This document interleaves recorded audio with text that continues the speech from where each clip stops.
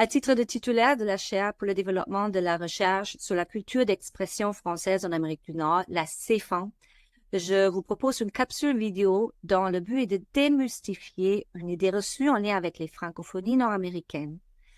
Je souhaite la bienvenue à notre intervenante Anne-Sophie Bally, professeure de linguistique au département de lettres et de communication sociale de l'Université du Québec à Trois-Rivières. Madame Bally est également membre de 2 centres de recherche et du comité de suivi de la situation linguistique de l'Office québécois de la langue française. Ses recherches actuelles portent sur la syntaxe du français spontané, notamment sur le système complexe des phrases interrogatives en français québécois. Les SMS constituent un de ses corpus de prédilection et elle travaille à récolter dans la population québécoise des messages vocaux. La question que j'aimerais poser à Mme Bally est reliée à ses recherches et concerne le français oral. Est-ce que les jeunes francophones cassent la syntaxe du français? C'est vrai qu'on entend souvent dire que les jeunes parlent mal, que leur vocabulaire est pauvre, qu'ils cassent la syntaxe, mais au fond, qu'est-ce que ça implique sur le plan linguistique d'être jeune? D'abord, il faut savoir que les enfants francophones acquièrent le plus souvent le français au contact d'adultes, par exemple leurs parents ou leur éducatrice en garderie. Ces adultes jouent le rôle de modèle linguistique et les enfants reproduisent les formes linguistiques auxquelles ils sont exposés, que ces formes appartiennent au registre standard ou non standard. Un début de l'enseignement du français à l'école est précisément d'aider l'élève à acquérir une des variétés du français, celui qu'on appelle français standard. À l'adolescence, les jeunes ont tendance à se tourner vers de nouveaux modèles linguistiques, généralement des amis de leur âge ou des jeunes adultes. On peut penser par exemple aux influenceurs. Pas étonnant donc que des études montrent un pic d'utilisation de formes non standards à cette période de la vie.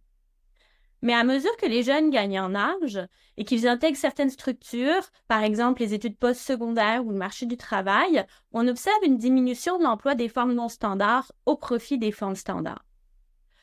Le recours à des formes non standards chez les jeunes s'expliquerait par une volonté de se distinguer du parler des adultes. Mais comment se démarquer avec la langue française? Eh bien, les adolescents peuvent introduire ce qu'on appelle des innovations linguistiques. Attention, la durée de vie d'une innovation linguistique est parfois très courte. Alors que Kwakubé était dans toutes les bouches des jeunes dans la première moitié de 2023, il est déjà en déclin à la rentrée de septembre 2023 et ne s'entend quasiment plus en 2024. Il y a donc des effets de mode en linguistique, tout comme on observe de tels effets dans le monde du vêtement. D'autres innovations linguistiques ont une durée de vie bien plus longue.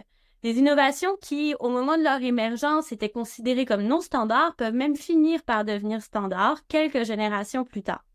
Autrement dit, ce qui est considéré aujourd'hui comme une erreur de français pourrait très bien devenir la norme de demain. Je propose qu'on regarde 2 écarts par rapport à la norme du français, la phrase négative sans nœud de négation et la phrase interrogative. En ce qui concerne la phrase négative, en 1977, une étude réalisée sur le français québécois montre qu'à l'oral, le nœud de négation est omis dans 99,5% des cas où on l'attendrait à l'écrit. Ce que ça veut dire, c'est qu'on prononce bien plus souvent « je sais pas » plutôt que « je ne sais pas ». L'habitude d'omettre ce nœud est surtout une caractéristique de l'oral, mais une étude en cours à partir de SMS échangés au Québec entre 2009 et 2010 montre que même dans l'écrit spontané, on se passe du nœud dans plus de 82% des cas. Mais est-ce que c'est la faute des jeunes d'aujourd'hui? En fait, dès le début du 20e siècle, les linguistes se posent des questions sur l'absence de nœud à l'oral dans les phrases négatives. On ne sait pas trop si l'absence du nœud dans la négation est le résultat d'une innovation linguistique des jeunes.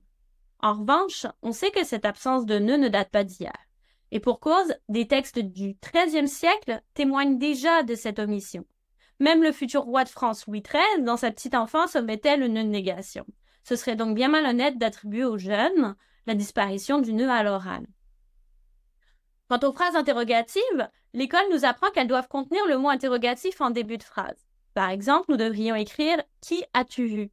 Pourtant, on entend fréquemment « T'as vu qui ?» Dans cette phrase, le mot interrogatif « qui » est à la fin et ce n'est pas ce que recommande la norme du français. Pour autant, est-ce encore un mauvais coup des jeunes qui martyriserait la syntaxe?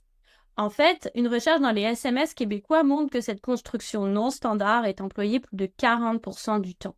On est loin d'être devant une structure rare.